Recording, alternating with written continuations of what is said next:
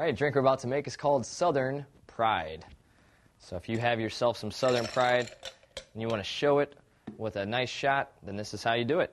We're going to serve it chilled. Feel free to serve it up neat if you'd like, but I like my shots nice and chilled. So let's go ahead and measure out 1 ounce of Southern Comfort. Here we go, Southern Comfort going in. Let's do 2 ounces. Let's make it extra strong.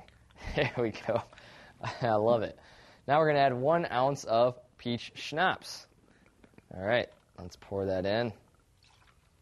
And now we're going to shake it up. Now this is going to be enough Southern Pride for 2 people. So make sure you have a friend ready to enjoy with you, or if you just want to double fist a shot, that's understandable.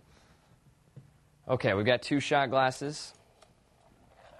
And let's go ahead and pour it in.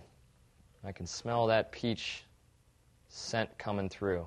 And the Southern Comfort actually has peach flavor to it as well.